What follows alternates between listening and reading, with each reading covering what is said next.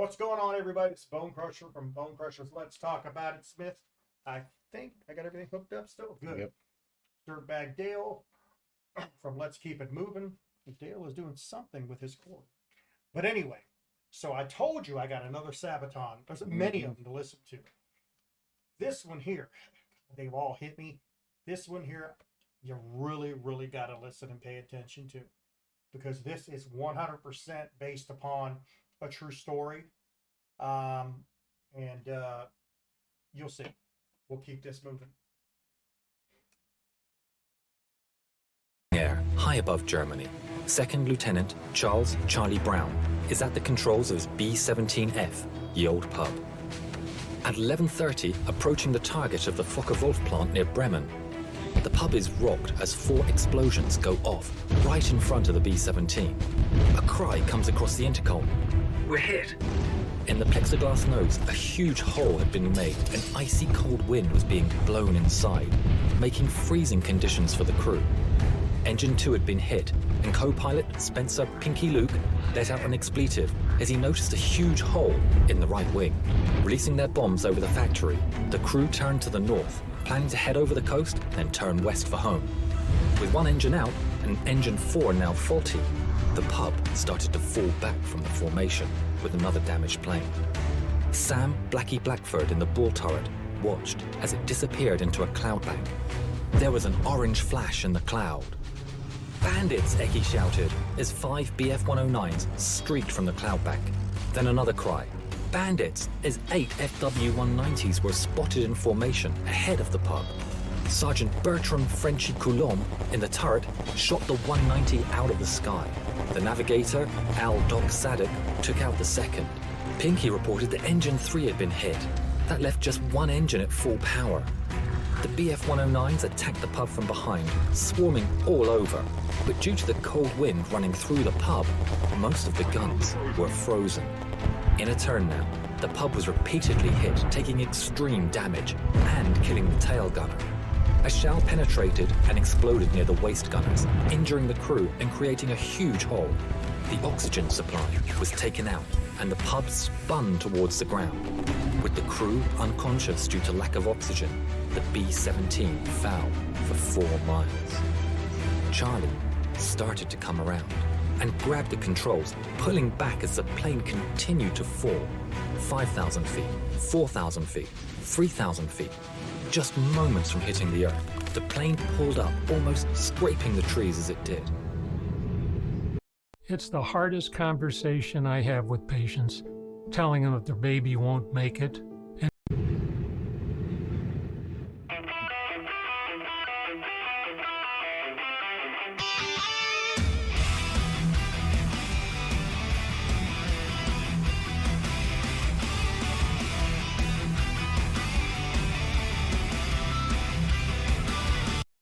So this plane, of course, you can see, I mean, it shouldn't have been even in the sky. Right. That's one of the Germans on the ground that are watching. So their whole mission was to take these bombers, because these bombers were just annihilating these plants and stuff. And so you'll see, you'll like it. From down below, one enemy spotted. So hurry up, rearm and refuel. But through the bombers damaged airplane, see wounded men scatter the ball. Look to the right and then look again, and see the enemy in the eye. No bullets fly, spared by his mercy. Escorted out of harm's way. Fly, fight it fair, it's the code of the air. Brothers, heroes, foes. Killing machine.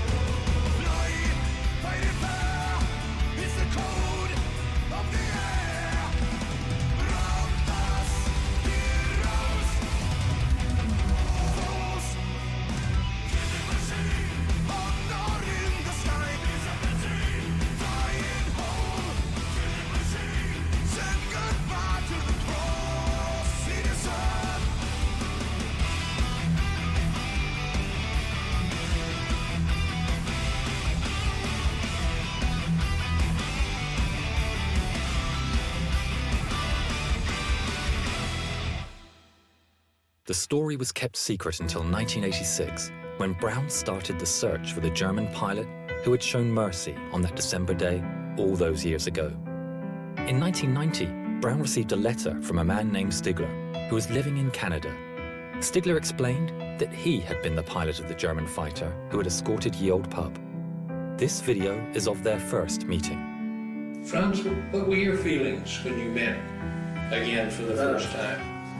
I was so happy as we met that I clapped him and hugged him. It wasn't easy.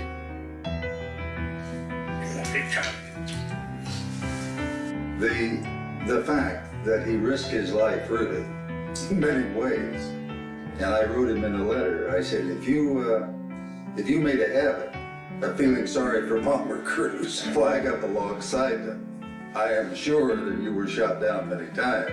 But it was not only the audacity that he came up to us and then recognizing the threat. If someone had seen him and reported him, it could have been a death sentence. Franz gifted Charlie a book, and inside the inscription read, "In 1940, I lost my only brother as a night fighter. On the 20th of December, 4 days before Christmas, I had the chance to save a B-17 from her destruction. A plane so badly damaged, it was a wonder that she was still flying. The pilot, Charlie Brown, is for me as precious as my brother was. Thanks, Charlie. Your brother, Franz." In 2008, within a few months of each other, the two firm friends went on their final journey. Franz Stigler never got the Knight's Cross, but as he always said, he got something better.